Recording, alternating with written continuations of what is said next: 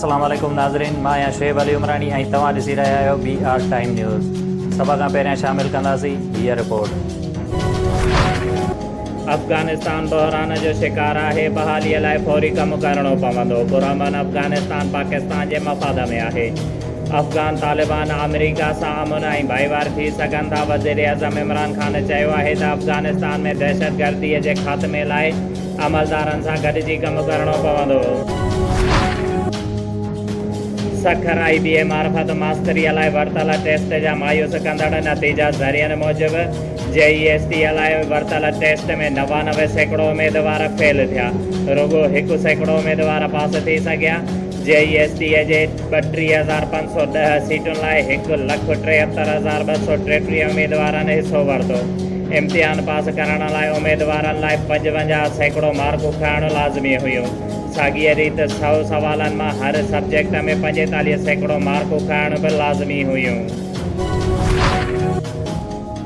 तालीम खाते में हिकु बि नौकरी विकिरो थियण जी साबिती मिली त वज़ारत छॾे ॾींदुसि। मास्तरीअ जूं भर्तियूं मेरिट ते करण ई तरजीह आहे।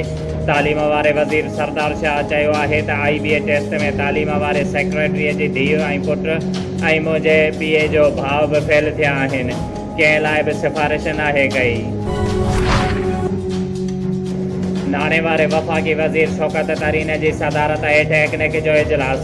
कराची सर्कुलर रेलवे ट्रैक खे 22 नवां क्रॉसिंग पॉइंट तामीर जी मंज़ूरी ॾिनी वई। पधराईअ मूजिबि क्रॉसिंग पॉइंट 20 अरब 70 करोड़ जी लाॻत सां तामीर कया वेंदा। कानून वारे वफ़ाक़ी वज़ीर फ़ारूक नसीम चयो आहे त नेब चेयरमैन जे मुदे में बादलाए आर्डीनेंस जो को बि मुसवदो तयारु नाहे कयो वियो। ईंदड़ हफ़्ते ताईं मामिलो वाज़े थी वेंदो। नेब चेयरमैन जे नाले जी चूंड वज़ीर आज़म जो सवाबदीद आहे, जंहिंखे मुनासिब सम्झे मुक़ररु करे सघे थो।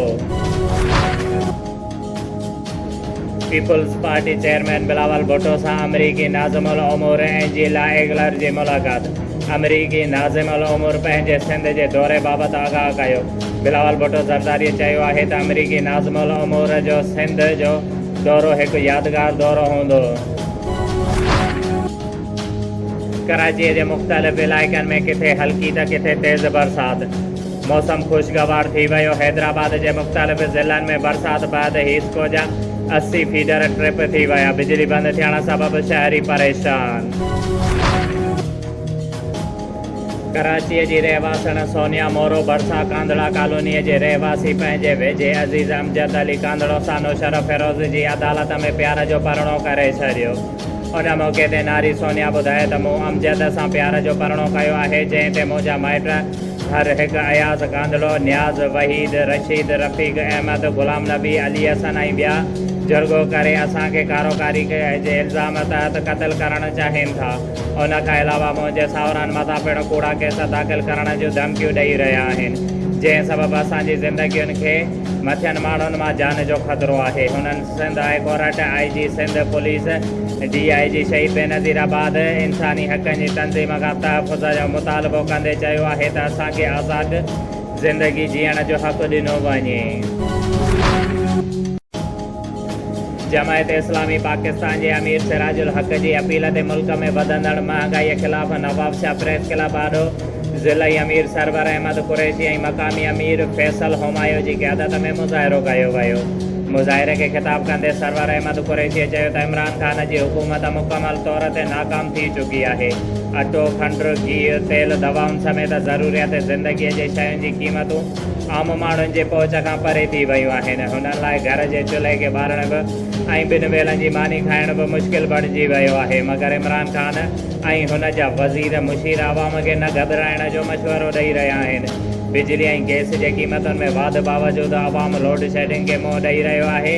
हुननि चयो त हिकु तरफ़ मुकमल नाकाम मुआइशी पॉलिसियूं आहिनि त ॿिए तरफ़ मुल्क खे नज़रियाती तौरु लिबरलिज़म ॾांहुं धिकियो पियो वञे।